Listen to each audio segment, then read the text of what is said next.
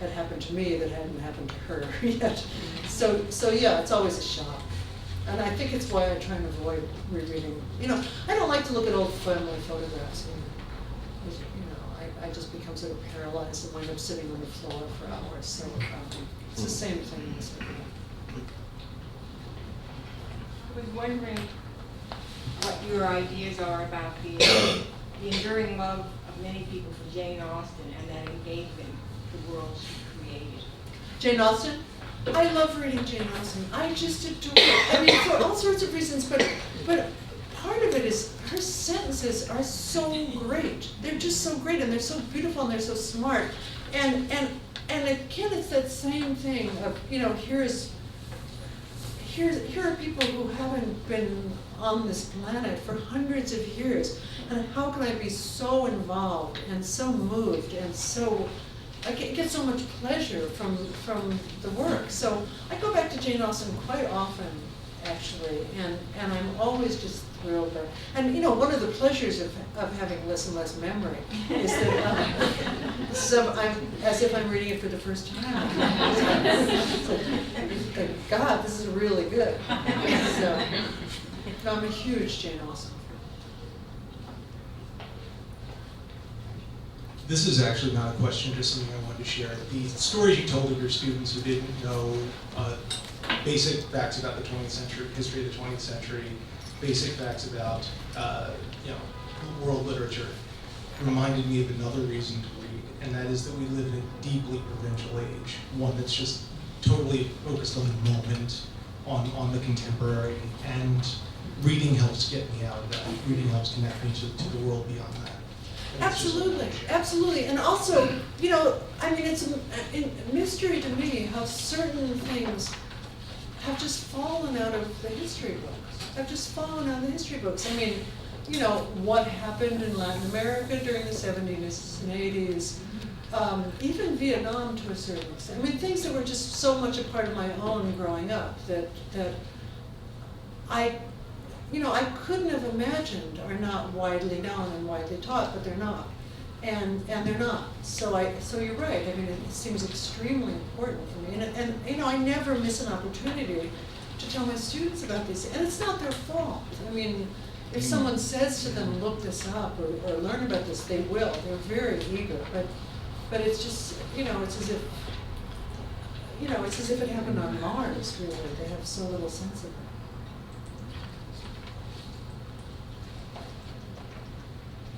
This is sort of the opposite of the can't remember what you read question. I can't remember half of what I read also, but every once in a while, and I'm curious if this happens to you, I become so overtaken by a certain book that I can't read another book for a really long time. I mean, I can't get out of the last one. So Isn't it great when that happens? It's really great. well, I mean, it's great and it's not great, because if you love to read, then there's this strange gap where I mean, it happened to me when I read Middlemarch. I couldn't read anything else for 6 months. I know. Middlemarch kind of blows everything else out of the water. I know. Middlemarch will do that to you. It's a problem. Because Middlemarch makes everything else look like it's written by a child. I mean, I literally couldn't read another book for almost 6 months. And I mean, how does one? That's almost as bad as not being able to remember it in a way. Yeah, well, you know, but maybe the analogy is sort of like falling in love. And you know, you break up with your boyfriend, and you're not really supposed to find another one right away. I mean, people do it. Or, you know, heaven forbid your dog dies. Everybody tells you not to get another dog right away because it's often a bad choice. Well, it may be like that with books. You know, you become absorbed in that world, and you just can't give it up. You can't get at it. But it's a huge testament to the power of that book that everything else just seems crummy. That book also falls in, for me anyway, into the category of a book that's sort of filled with information information about things that you otherwise wouldn't be the least bit, or I wouldn't be the least bit interested in, like the social and architectural history of Detroit. Yeah. I mean, it's just filled Well- with weird information. But also, you know, Middlemarch, I mean, it's another one of those books that you read and you think, people were, I don't mean the million-year-old Middlemarch, by the way. I mean Middlesex.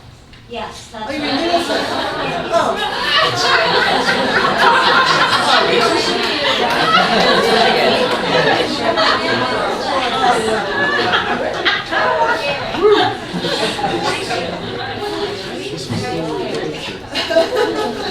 Yeah, well, likewise. Now you have to eat Middlemarch. I want to thank you for your question that you asked, because I have a follow-up to it. And I'm so glad that other people feel that way. The book I just read that now I can't read anything else for a while is Room by Emma Donoghue. And I was wondering if you read it. No, it's in my house, but I haven't gotten a chance to read it. Yeah, be ready, you won't be able to read anything else in a while. Oh, no, I have to, I'm Remember the teaching. name. But I did have actually a different question. Do you have an opinion on the whole idea that people aren't going to read anymore now that they're all on Facebook and Twittering and multitasking and internet nonsense? And do you think that people are going to stop? No, I don't. You know, I mean, I think people are always going to read. I mean, even if they're reading on their Kindles or whatever, they're going to read. I mean, you know, I mean, there's a desire, I hope, I think, for all the things I've been talking about that is, I can't think of another thing that satisfies. I mean, you know, I watch movies, I watch TV, but it's not the same. It's just not the same, and I don't know of anything else that's really isn't. I mean, my own feeling, frankly, is that the book is going to stay around. I mean, I wrote a little essay about finding my childhood copy of the Tales of Hans Christian Andersen with the illustrations that have, you know, I mean, I've read this book a million times when I was a kid. I still have it, and realizing that I'm going to give it to my granddaughter at some point, and also realizing that I'm not going to give her my Kindle. You know, what would be the point? I mean, 1,000 generations past that by the time she's going to read. But that book still has a kind of totemic, you know, it's a relic. It has a value as an object. So those objects, you know, we're surrounded by them. Those objects are very important. I think we have time for one more.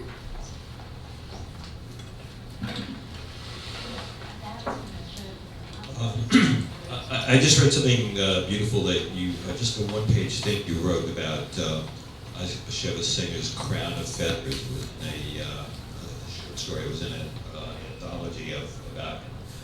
And you spoke about rereading. And I wondered what writers you reread the most. What writers I read, you know, I reread Chekhov all the time. I reread Anna Karenina every couple of years.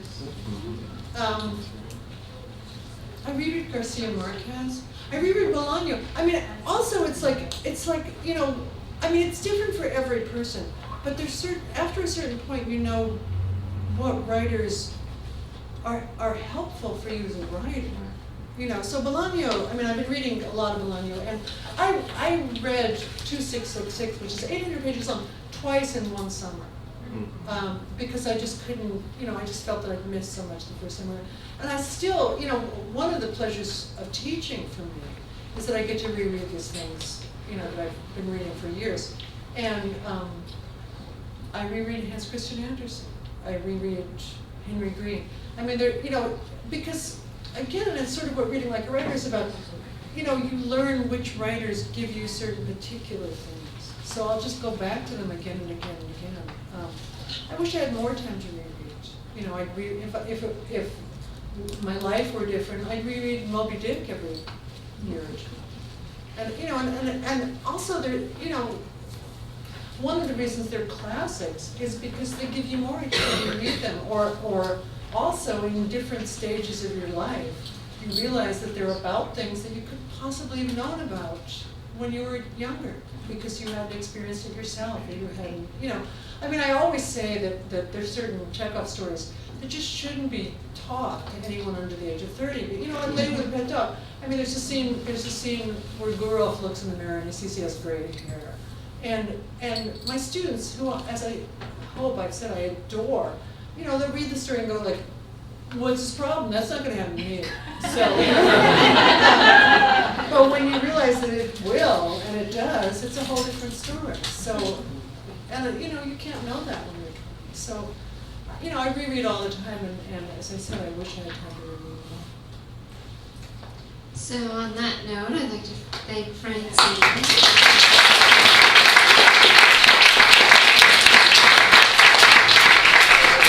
And we have books for sale in the back and wine, so please stay and buy books, and Francine will be signing back there. Thank